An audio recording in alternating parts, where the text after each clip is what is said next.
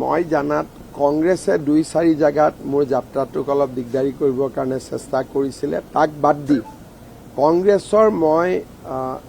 এই ইলেকশ্যনত অন্তত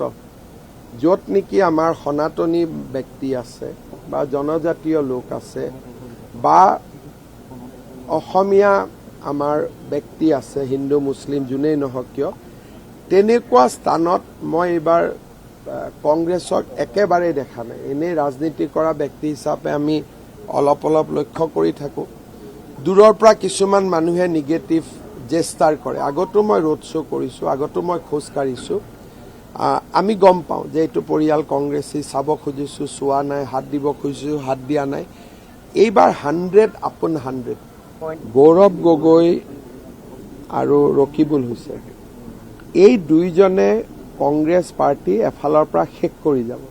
গতিকে তেওঁলোক দুজন কংগ্ৰেছত থাকিলে বিজেপি লাভ যেনেকৈ ৰাহুল গান্ধী কংগ্ৰেছত থাকিলে মোদী সদায় প্ৰধানমন্ত্ৰী হ'ব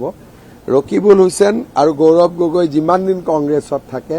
অসমত বিজেপি চৰকাৰ ইমান দিন হৈ থাকিব মই ইমান ডেষ্ট্ৰাকটিভ পলিটিচিয়ান মই জীৱনত দেখা নাই দুটা চিট দিলেনো কি আছিল অলপ যুঁজখন হ'লহেঁতেন তেওঁলোকৰ ডেষ্ট্ৰাকটিভ পলিটিক্স কমপ্লিটলি মোৰ ওপৰত অমুক কৈছে গতিকে মই নকৰোঁ মানে নিজৰ ওপৰত গৌৰৱ অহমিকা অহংকাৰ সেইকাৰণে মই দেখিছোঁ যে দেউতাক আফটাৰ অল এজন জনা ব্যক্তি আছিল ভৱিষ্যত দেখা পোৱা ব্যক্তি আছিল গতিকে নামটো চাই চিতিয়ে ঠিক কৰি দিছিলে মুছলিম লীগ বুলি কৈছে বদৰুদ্দিন আজমলে কংগ্ৰেছক ফাইনেলি মই ইমানটোলৈকে নাযাওঁ মই এটাই কথা ক'ব খোজো যে এই দুইজন ব্যক্তি যিমান দিন কংগ্ৰেছত থাকিব বিজেপি সিমান দিন ক্ষমতাত থাকিব